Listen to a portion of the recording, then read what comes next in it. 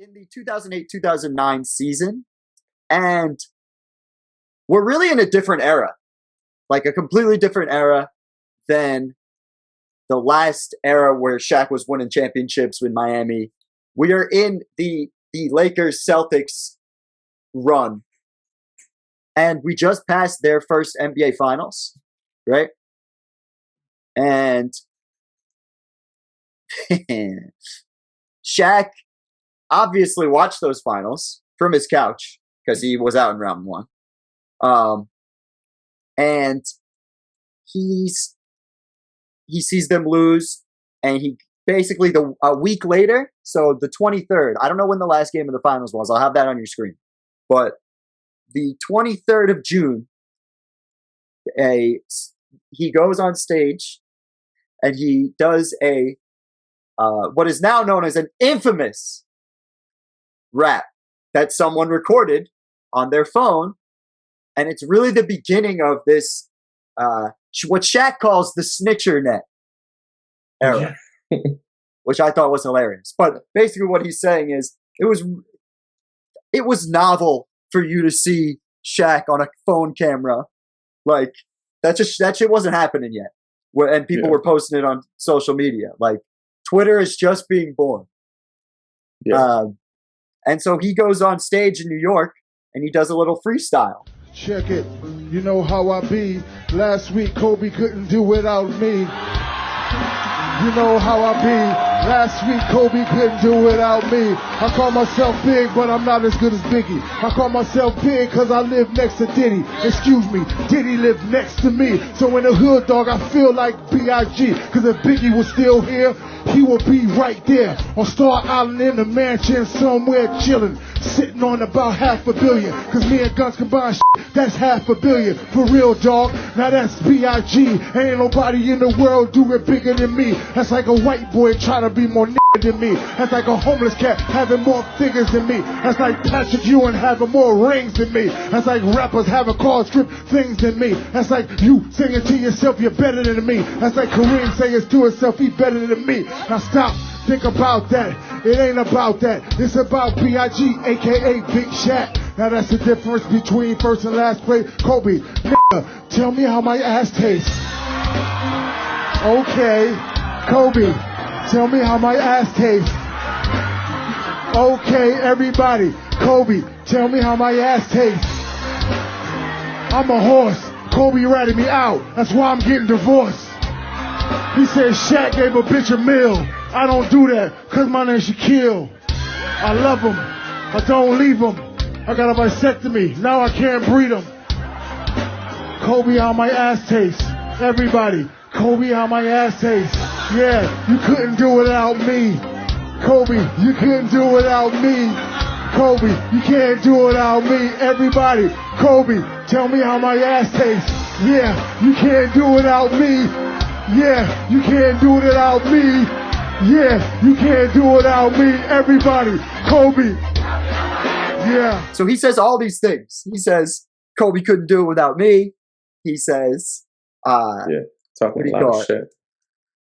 Kobe, tell me how my ass tastes. That's it culminates with Kobe, tell me how my ass tastes. Tell me how my ass tastes. Well, you want to know what's really funny? Mega viral, this video goes. The funniest thing is, I'm pretty sure this same summer, I watched that, but I didn't realize it was that summer that it happened. I thought it happened years before. Yeah, that's why, and because what happens this year, it makes it seem like they had been friends for a while. I don't know. That's how this is my first real season of starting watching to watch basketball every single game. Single game. I used to watch as a whatchamacallit, a fair weather fan or whatever the hell. Sure. I would watch casual. every once casual. Yeah. So this was the first year that I actually watched game by game, and I was very confused. Now knowing that, even when you wrote that down, I was like, oh, I didn't realize that was in the season. Yep. It literally happened because the Celtics beat the Lakers in the finals, and not a week later, he goes on stage and is just talking about it.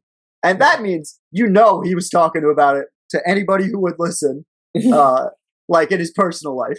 Yeah. Talking to his kids, being like, look, see, Sharif? He can't do it without me. I'm the fucking man. Like, I'm still the Diesel, Big Diesel. Yeah. He's starting to feel better. He's done more work to fix muscles, and we're going to talk about that as we get through the season.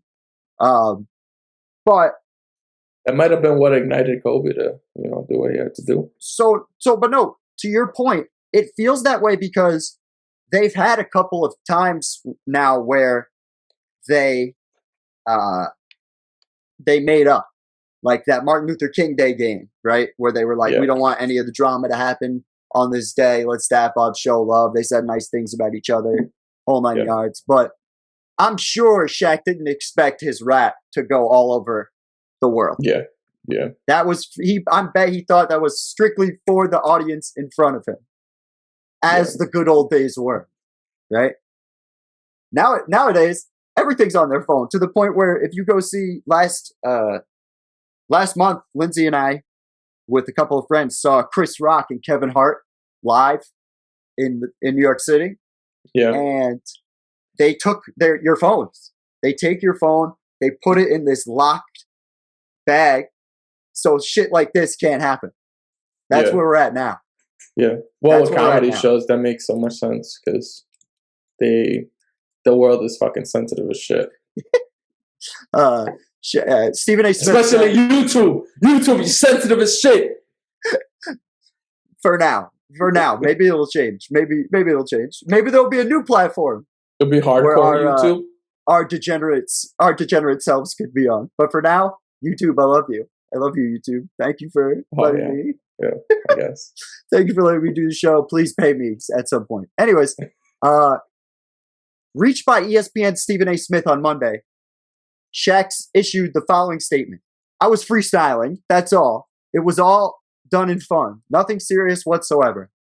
That is what MCs do. They freestyle when called upon. I'm totally cool with Kobe. No issue at all. And by the way, don't forget, 6 albums, 2 platinum, 2 gold. And by the way, and anybody who knows me knows I'm a funny freestyler. Check the NBA DVD when I was rapping about Vlade Divac during my first championship run. Please tell everybody, don't make something out of nothing. This guy is absolutely from that era where, and it's crazy that I say this now because, like, as kids we grew up in this, but it's just not this way anymore. Things could be said back then that they just weren't taken the same way, and we're starting to get to this era of overreaction. Like, that's one thing Twitter and all social media did, was put a microscope on everybody's questionable shit, whatever you consider questionable. And that was the thing, like, everybody's questionable is at a different level. Yeah. So it was just, I think it was just a way that the media could just refuel the fire between the two. Sure. So I think that was more so what he didn't want to happen, probably. Especially because he knew right now he couldn't do anything about it. And we're 4 seasons removed now from the Laker era. So we are way past.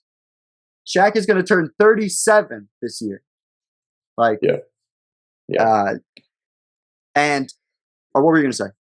No, trust me, it would have been nothing. All right.